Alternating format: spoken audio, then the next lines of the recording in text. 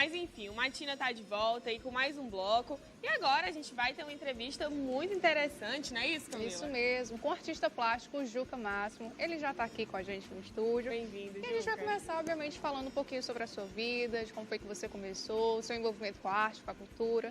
Você se apresenta para o público que está em casa assistindo. Bom dia. Bom dia, sou o Juca Máximo, artista visual, premiado em mais de 20 países. E estou em Fortaleza com a exposição chamada Full, que é onde eu reuni praticamente tudo que eu tinha e consegui reunir e a alfândega deixou eu trazer para mostrar para vocês. Juca, então vamos começar aí falando da sua trajetória, né, no mundo aí da arte. Como foi que você começou? Eu trabalho com arte desde os 13 anos, né, era músico, então fui mudando a matéria.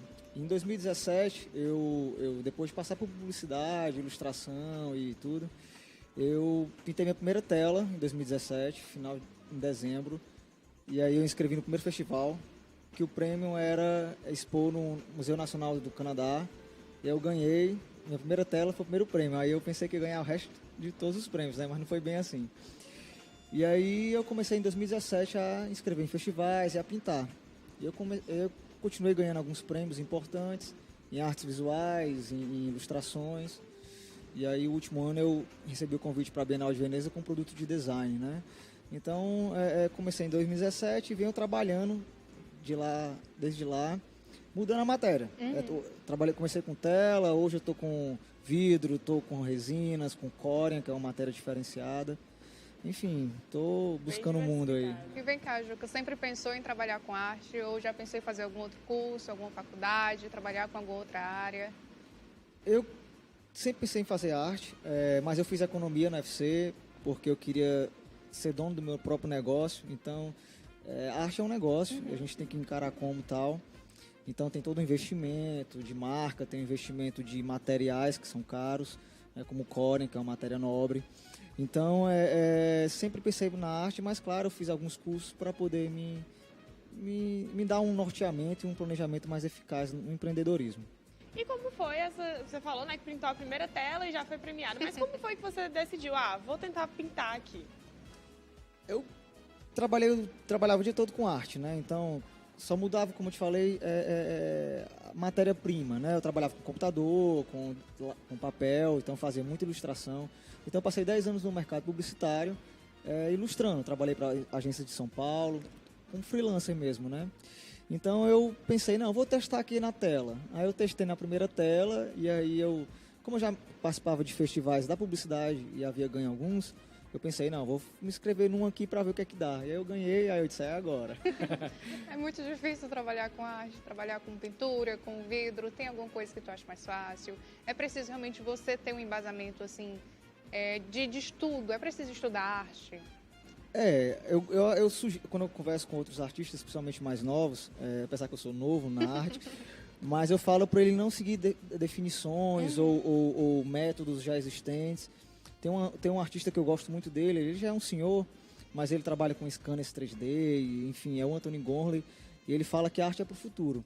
Então, assim, a gente tem que aprender a usar as fórmulas de desenho, a gente tem que aprender a usar as técnicas de pintura, mas eu acredito que o traço que a gente vai encontrar nosso mesmo, ele é uma soma de coisas, claro, mas também é você não ter aquele enraizamento de fórmulas, né, de ensinamentos.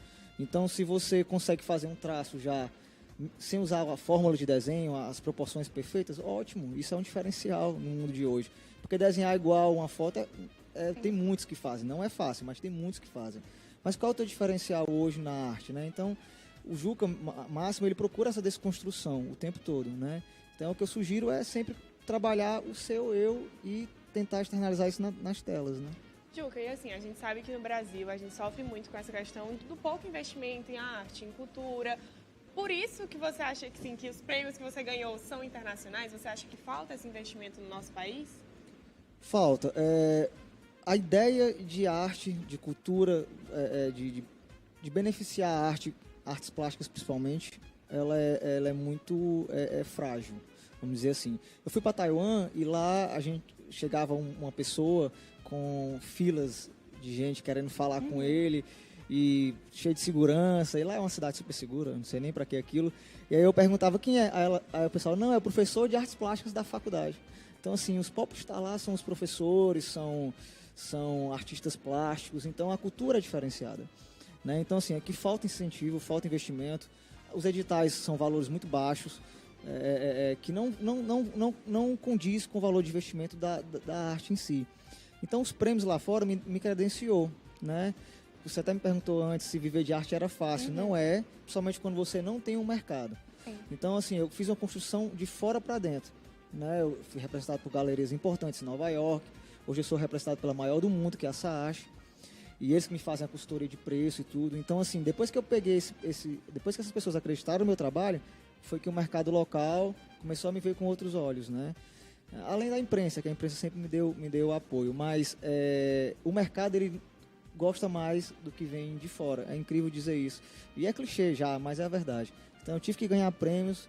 Ganhei prêmios em 4 continentes. Expus em vários lugares para poder ganhar uma certa credibilidade. E aí sim, tem um valor de mercado competitivo aqui, localmente. Você falou num assunto assim, que eu acho interessante, né? Que a gente valoriza mais do que vem de fora, né? Do que a gente mesmo assim, produz aqui dentro. Pior que é a realidade, né? Sabe dizer por que isso acontece? Essa questão da credibilidade, da valorização do que vem de fora. Isso na arte, obviamente, falando. Para você viver de arte hoje, você tem que ter um produto com um certo preço, né? Você tem muito artista que faz freela em agência ou trabalha com outro tipo de segmento. Então, para você vender um quadro hoje, um valor bacana, que você possa sobreviver e continuar comprando materiais, investindo na sua marca, você tem que vender para a classe mais elitizada. Não tem para onde correr, né? Então, se você tem que vender para esse pessoal está acostumado a viajar, conhecer museus. Então, ele vai comprar um artista que tem um nome, ou então um conhecimento lá fora, né? Um reconhecimento lá fora. Então, assim, é uma cultura, de fato, que eles conhecem lá fora, vêm numa galeria. Quando sabe que eu já expus em lugares importantes, como na Times, aí eles né, ou na Quarta Avenida, então eles já olham com outro olhar, já tem um olhar diferenciado e começa a comprar o meu produto, né, que não deixa de ser um produto, a obra. Mesmo que minha ideia, a minha missão seja conectar as pessoas, eu tenho um conceito disso, mas é um produto, eu acabo vendendo, né, mesmo sendo prioridade. Então, eu acredito que essa cultura de consumo da arte local é porque quem te sustenta é a classe mais elitizada. Então, eles têm o costume de ver museus, galerias grandes. Então, quando eles vêm lá fora, eles te valorizam. Acredito que seja mais ou menos por isso. Porque tem artista local vendendo por preços bem abaixo, né? E vendem. Né? Então, a questão é mais mercado mesmo. E assim, nessa sua trajetória, né, de estar viajando aí 4 continentes, de já ter exposto em vários locais do mundo, tem alguma que você lembre com mais carinho, que tenha sido mais especial? Tem sim. Primeiro que eu achei incrível, a feira de Taiwan, né, o Art Revolution. Eu sempre falo isso, eu acho muito interessante, porque primeiro que é um choque cultural, né? Você vai para o Oriente, a cultura é diferente e tudo mais.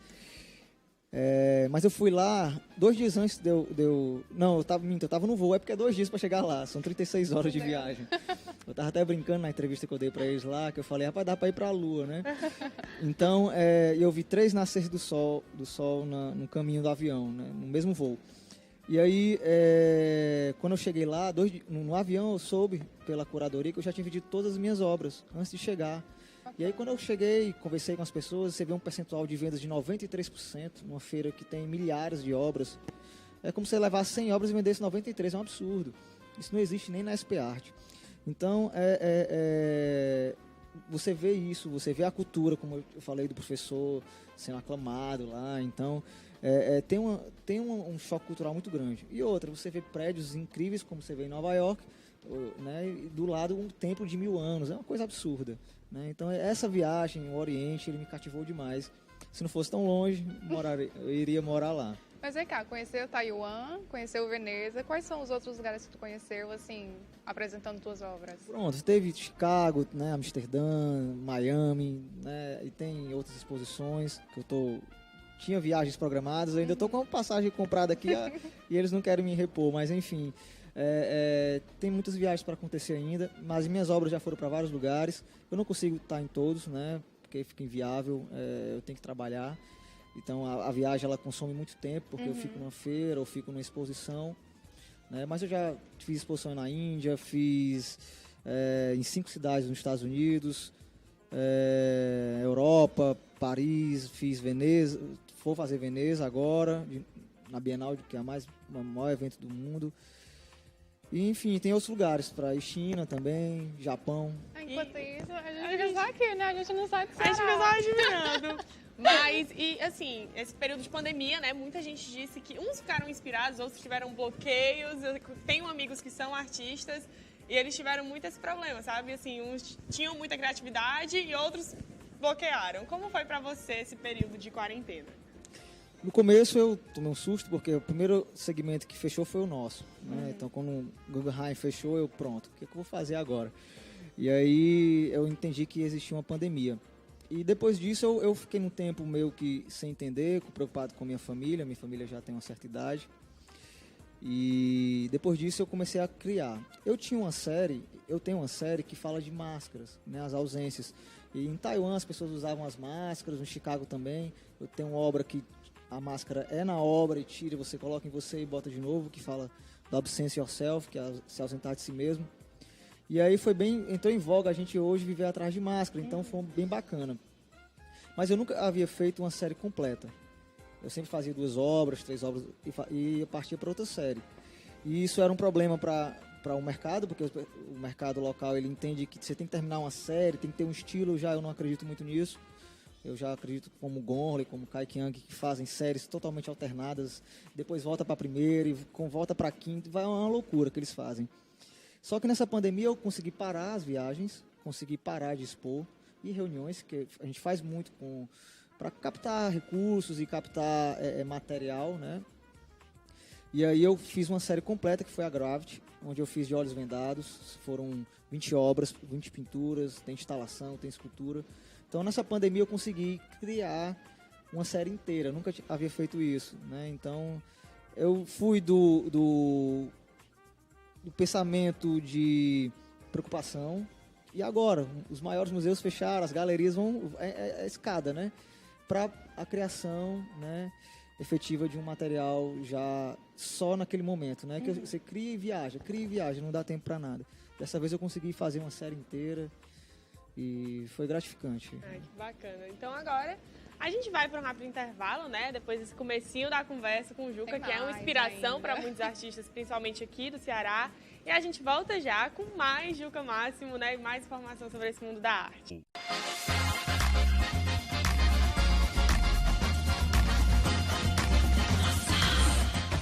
Pronto, agora eu falo, estamos de volta, para não ter esse problema, esse erro, também que agora você volta. A Camila, ela revela todos os segredos dos bastidores, assim não dá, Camila. Eu faço isso. Mas estamos de volta aqui com o Juca Máximo no nosso estúdio. E agora a gente vai ver aí algumas imagens. Isso mesmo, do Juca pelo mundo, né, pelo afora. mundo. Vamos explicar, vamos entender. Onde é que você estava aí nessa foto, Juca? Bem, sim, aí já era a minha galeria aqui, tá? Eu abri uma galeria aqui no Rio Mar, vou ficar até o ano que vem. É uma ideia, de certo modo, inovadora, uma galeria e estúdio, onde eu abro o estúdio para as pessoas interagirem comigo e verem o processo criativo, né? Porque tem esse pensamento de, o artista é um ser de outro mundo, intocável, o cara é quase um semideus. E nesse caso não é só trabalho e eu mostro para as pessoas lá, minha mesa está exposta, meus materiais, e elas podem entrar e ver. E também eu tenho um feedback pela primeira vez, eu ter acesso a essas pessoas, né? Porque quase sempre a gente está numa feira, num evento, numa exposição, a gente vai e conversa com as pessoas, conversa com a imprensa e vai embora. Né? Dessa vez eu recebo os feedbacks, as pessoas saem chorando, eu também. E é uma troca de experiência maravilhosa. Juca, você é cearense? Sim, sou cearense. Como é que é ser cearense, viajar pelo mundo aí afora, ter um feedback bacana do público, ter essa interação do público e trabalhar com arte? Como é que é? É bacana, as pessoas não olham a gente para de onde a gente veio, onde a gente nasceu, no mundo da arte, né? Principalmente os jurados, as grandes feiras, as grandes galerias, elas se preocupam em focar no trabalho, então não estou nem aí se eu nasci em Nova York, em Fortaleza. Eu acho isso bacana porque vira um sistema bem global mesmo. E as viagens são super bacanas, você conhece culturas diferentes. A minha pesquisa artística para Gravity, né? Meus questionamentos são bem internos, mas essa pesquisa artística foram 8 meses. Eu comecei com uma conversa que eu tive com o Butanês, né? Ele é um budista que mora em Butão. E aí, é um artista, a gente conversou em Taiwan e a gente começou esse diálogo. Eu fui avançando na pesquisa sobre a espiritualidade, né, principalmente dessa cultura. E aí eu entrei na psicanálise, na neurociência, na filosofia mais social. Então, partiu de uma conversa com um budista lá na China. Foi um negócio bem interessante. Muito bacana. A gente tem mais imagem aí? Olha só. Isso aí já modelo, né? Também já está claro que é modelo. Mais ou menos. Mas ele também é O na fotógrafo é exposição? bom. É também na exposição? É, do na Mar? exposição. Essa obra que está aí desfocada, que está atrás de mim, é a Absence, que É ela fala sua. do uso da máscara, que eu fiz há 2 anos, e ela já viajou o mundo inteiro. Já ganhou o prêmio em Londres, na China. Ai, que bacana. Tem mais uma, gente? Eu acho que... Pronto. Aí é uma matéria, né? que É uma fizeram. matéria falando dessa obra, que é a obra principal da galeria, da exposição hoje, que eu peguei 35 quilos de vidro, coloquei sobre tela. Eu tenho essas coisas de químico também, eu adoro fazer o que é difícil. E o grande lance dessa obra era eu colocar 35 quilos de vidro, formando uma pessoa como nós, né? No decorrer da nossa vida. A gente tem toda uma informação, toda uma construção de emoções, desde quando a gente nasce, né? Até para respirar dói. E a gente vai tendo várias dores na vida, a gente sente frio, a gente sente fome, a gente sente tudo. E mesmo assim a gente consegue, com tudo isso, a gente consegue se reconstruir, mesmo que sendo em pedaços de vidro, em algo que se torna belo, poético e que pode iluminar as pessoas. Então essa obra ela é toda feita de vidro. Eu também quis dar o contraste de muito peso sobre um tecido, de mostrar que mesmo em pedaços a gente pode se tornar algo fantástico, né? Essa é a grande ideia. E assim, a gente tem muito aquele mito, né, dos artistas que se inspiram no seu amado, na sua amada, no seu filho, ou algo do tipo. Você tem alguma inspiração, assim, para uma obra específica, para uma exposição específica? Vem de dentro, vem de fora, vem da onde? Tem várias inspirações. Antes eu fazia fotos de pessoas na rua, ou então esboços rápidos, que eu gostava daquela situação, ou então eu vi queria entender o que estava passando, ou então qual era o pensamento que vinha, o sentimento que estava tendo naquele momento. Tem minha esposa também, que é minha inspiração, ela é modelo para muitas obras minhas. Mas eu fui criado numa casa de 7 mulheres, então eu via o dia todo, isso, rodando nos corredores, essas mulheres para lá e para cá, e aquele turbilhão de sentimentos e emoções, a flor da pele, confesso. E desde esse início eu gostei de expressar esses sentimentos, essas emoções. Eu acredito que o ser mulher, né, ele é mais, vamos dizer assim, ele consegue externalizar melhor os sentimentos. O homem é mais contido quase sempre. Então você consegue captar um pouco mais, não com toda a claridade do mundo, não com toda a sabedoria, mas você consegue entender um pouco desse sentimento. E eu consigo passar isso para minhas telas. Você é artista plástico, trabalha com vidro, escultura, faz também. Como é trabalhar com esses materiais? Assim, existe um material mais fácil que o outro? Qual é a dimensão realmente assim, de profundidade que você precisa entender cada material que você utiliza para criar uma obra, por exemplo? Eu estou em constante evolução, né? Eu tento desconstruir o que eu aprendo para construir algo novo. Confesso que já explodi vários moldes por usar muita química e, enfim, pega fogo, explode molde. É um negócio que é bom ficar longe. Mas o material mais prático, claro, é a tela, pintar sobre tela, porque já você pega uma tinta e vai lá e pinta. Claro que eu fiz dessa vez de olhos vendados para eu trabalhar o olhar do inconsciente, né? Já que minha pesquisa artística é toda voltada nisso. E nos estados da consciência também. Mas tem materiais complexos, como o vidro. É muito difícil você trabalhar com vidro, porque resinas pode estourar o vidro, você não pode esquentar muito, então é perigoso. Então tem materiais que realmente são mais complexos. E tem materiais muito bons e nobres, como o Corian, que é uma chapa onde eu gosto da esmerilhadeira, que é um material bem industrial, que eu passo nele todinho, corto, sai pó para todo lugar. E depois eu consigo modelar ele esquentando e ele fica mole, e depois que ele esfria ele fica rígido. Então é uma matéria bem diferenciada. Então trabalhar com essas matérias são bem interessantes. Mas o vidro, eu acredito que até agora é o material mais complexo, porque ele quebra, ele é frágil, ele é difícil de manusear, ele já explodiu moldes, então esquentar muito não é bom, e ele também não pega muitas resinas. Mas você tem um espaço específico, né, pra isso, né? Porque... Tenho sim, eu faço isso num galpão bem seguro, sem muitos perigos, tá? Como é que é? A família, né? A família pode ficar lá junto contigo, pode mexer alguma coisa, ou é daquele tipo de artista que não toque nas minhas coisas, tem que ficar organizado do meu jeito? Foi uma pergunta bem interessante, porque eu tenho uma série chamada Absence Object, que foi o seguinte: eu estava numa viagem e o embaixador me deu um presente pro meu filho, o embaixador brasileiro. E aí era uma caixa que era para uma criança de 5 anos. Eu deixei, tudo bem, ok, obrigado. E aí meu filho só tem 3. E aí um dia eu estava com uma tela sobre a mesa, e aí ele pegou o brinquedo e soltou sem querer as peças em cima. Aí eu olhei assim, nossa, não, isso aqui dá uma série. Então, assim, eu adoro quando ele mexe nas coisas, porque ele me deu uma ideia de uma série bem bacana.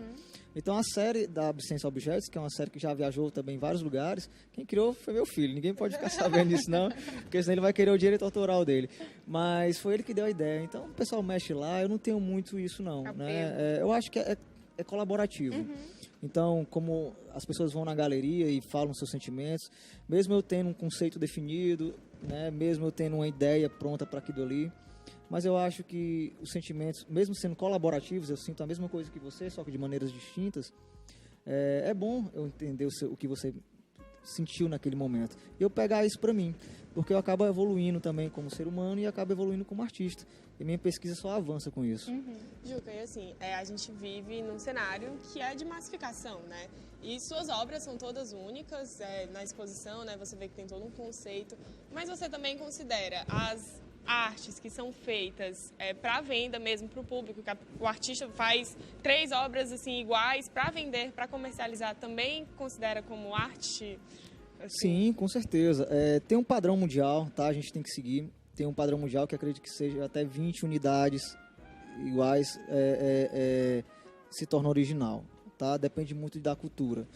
Mas eu faço edições limitadas, só que as minhas edições limitadas, como é que é? No lugar de fazer impressão, como alguns artistas fazem, fine art, enfim, litografia, eu pinto de novo. Então no começo foi estranho, mas aí depois que eu peguei a consultoria com a Saashi, eu falei, não, eu quero que seja, mesmo que seja uma obra que eu vá reproduzir novamente, não vai ficar igual. A intensidade é diferente, a linha é diferente, a pegada é diferente. Eu faço uma quantidade menor, faço 9 e nunca fica igual.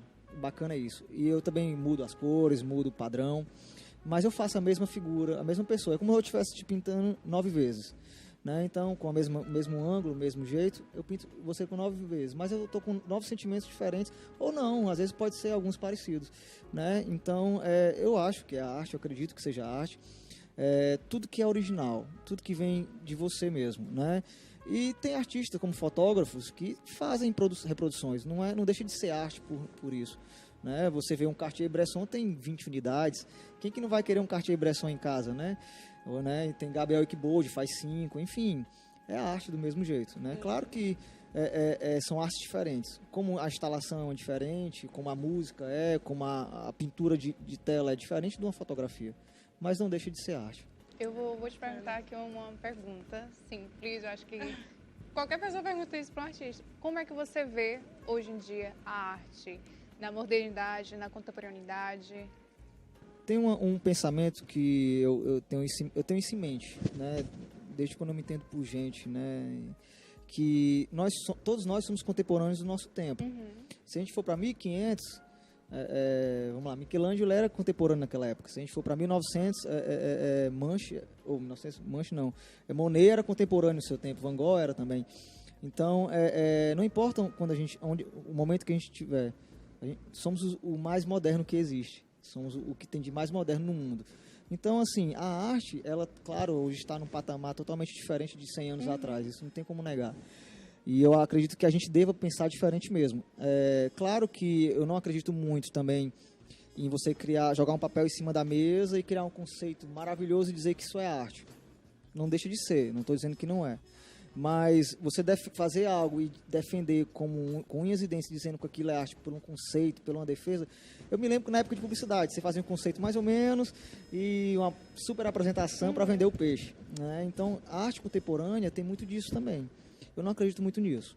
Eu acredito que a arte ela tem que ter sentimento, ela tem que ter um conceito, claro, bem definido, ela tem que ter um significado, ou vários significados, né? Mas eu também acredito que a arte ela só é arte quando toca a alma das pessoas. Se não tocar, pode ser a coisa mais linda do mundo, pode ser um Monet. Se não me tocar, é só mais um quadro. Agora tem Monets que me tocam, né? Como tem Manche que me toca, como tem, enfim, né? Pollock e etc. Então, tem Juca que toca as pessoas e tem Juca que não toca. Então, eu não sou dono disso, né? Eu acho que a arte ela tem que tocar as pessoas de alguma maneira. É o papel dela. Ligar algum botão de start ou trazer algum pensamento sobre algo que está acontecendo, ou se você trabalhar com a guerra, mostrar que ela existe, se você trabalhar com dores, mostrar que existem esses questionamentos, mas ela tem que fazer alguma coisa, ela tem que dar algum start, senão ela não tem fundamento algum, mesmo a coisa mais linda do mundo. E assim, Juca, pra gente encerrar, você é um conterrâneo, né? Veio aqui da nossa terra e tá ganhando o mundo com a sua arte. Tem alguma dica que você quer deixar pra pessoa que tá aí pensando, caramba, mas eu vim aqui do Ceará, não tem tanta projeção e quer começar, mas tá aí com medo, tá meio receoso. Tem alguma dica? Hoje tem, sim, claro. Tem, vamos dizer, fórmulas, porque eu sei que existem padrões para você ter um sucesso na arte. Primeiro, você tem algum talento e técnica. Você tem que ter um dom, um talento, não que isso seja fundamental. Claro que tem uma diferença. Se eu souber a técnica, eu posso avançar e encontrar o dom em algum momento, né? Mas tem que ter um talento, tem que ter uma paixão pelo que você faz. Se você ama a arte, meu amigo, tem que entrar com tudo, né? E hoje a gente vive num mundo globalizado. A obra que vai para a Bienal de Veneza, um curador do SCC, que é do Europa Cultural Center, viu pela uma galeria de Nova York, ligou para a galeria perguntando o que era aquilo. Nem a galeria sabia. Me ligou e eu disse, eu acredito ser a primeira divisória artística do mundo. Não sei. Eu fiz pesquisas há 3 anos e não achei nada. Mas, diga isso, mas que eu não tenho certeza, né? Que a gente não tem como ter certeza se algo é exclusivo. E aí, eles mandaram para lá e eles acreditam ser a primeira divisória artística do mundo e vão levar como tal, né? E uma postagem de Instagram. Então, eu acho assim, faça o que ama, aprenda, claro, não usando as fórmulas como padrão para a sua vida. Você tem que encontrar o seu método, você tem que encontrar a sua técnica, ou então desconstruir a técnica que você aprendeu para fazer algo novo e publicar e postar que uma hora vai ser descoberto. Se não for, você trabalha até ser, né? Porque a arte, além de você ter o seu talento, você ter o seu posicionamento de mercado, você ter o seu investimento, tem também a sorte, querendo ou não. Porque tem que ser alguém grande te encontrando.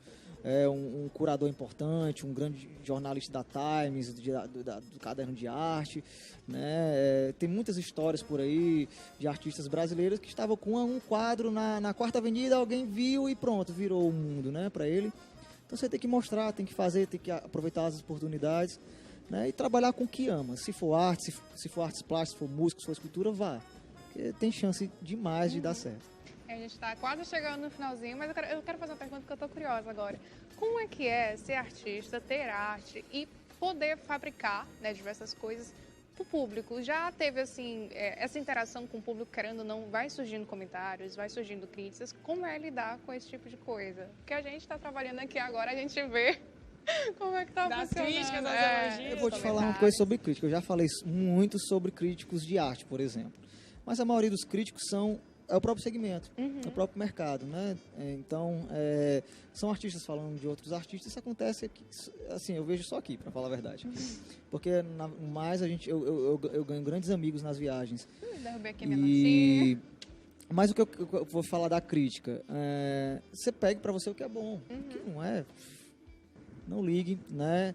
Eu vou dar um exemplo bem claro. Falavam que eu usava foto-referência. Eu aprendi nos cursos de desenho que tinha que usar foto-referência. Aí disseram que eu usava foto-referência. Aí não usei mais, usei modelo vivo. Falaram que eu usava modelo vivo. Agora eu pintei de olhos vendados. Eu não sei mais o que vão falar. Mas, enfim, eu fiz isso para a evolução do meu trabalho. E aí, quando eu fiz de Olhos Vendados, não foi para dizer que eu era bom ou ruim, não. Foi baseado na minha pesquisa artística de trabalhar o inconsciente. E, por acaso, bateu com todas as outras questões críticas que eu recebi. Mas eu acredito que a gente pode evoluir e a crítica a gente tem que receber, não acumular isso para si. Né? Como vocês falaram aí, devem receber críticas também, mas eu acho que a gente tem que ver o dia. Sim, a gente tem que evoluir como pessoa, como profissional, saber qual é a nossa missão de vida. Se a missão de vocês é comunicar, que comunique da melhor maneira, da maneira que vocês acham interessante. Eu achei bem diferente do jeito que vocês fizeram aí, eu acho bacana. E tem que ser assim, né? As pessoas, elas criticam o que acham diferente. E isso é cultural, isso existe há 1000 anos, não tem como a gente mudar. Então, eu acho que fazer o nosso papel, preocupado com a nossa missão de vida, e que é o mais importante, e amar, e ser feliz, e pronto, é isso. Bom, pra finalizar, A Camila tá muito empolgada, gente, são coisas que eu gosto. A gente ficou sabendo que agora você tá aqui com a exposição na galeria, né? A gente vai soltar um vídeo aí pra você daí de casa também acompanhar, tá? E aí, conta um pouquinho mais como é que tá funcionando essa exposição, que é no Rio Mar, é isso? Isso, é no Rio Mar, no piso L2, em frente ao elevador panorâmico. Foi uma parceria que eu fiz com o Rio Mar, até o ano que vem eu estarei lá. Como eu falei, é uma galeria, a minha galeria e estúdio, eu coloquei tudo no mesmo lugar, para eu ter essa interação, para eu ver as pessoas entrando no meu estúdio, não tem esse negócio de bater a porta não, pode ir lá, entrar e ver eu trabalhando. Então essa era a ideia de unir isso, né? O Rio Mar apoiou com tudo, deu maior força. Como eu falei, eu acredito que seja algo um pouco inédito em relação a montar estúdio e galeria, onde o estúdio é aberto para as pessoas. Eu queria mais sentir o feedback delas, né? E é muito gratificante estar lá e as pessoas saírem chorando enfim, elas nem compram as obras. Eu nem quero que chegue lá alguém e, quanto é isso, eu vou levar. Não, eu quero que elas cheguem, sejam tocadas, que conversem comigo como uma pessoa comum, como uma pessoa normal. Eu sou uma pessoa como qualquer outra. Não muda nada eu ser artista ou pintar um quadro, tocar uma música. Não tem nada diferente. Somos todos iguais e eu acredito que o compartilhamento de sentimentos e conhecimento é o mais importante. E eu vou evoluindo como pessoa e como artista. É maravilhoso. Obrigada. A gente vai chamar o intervalo, mas vai sair o vídeo logo Vai sair o depois. vídeo, sim. A produção Tá que bom? já confirmou também. A gente volta já com mais matina, então curte aí o vídeo da exposição do Juca Máximo.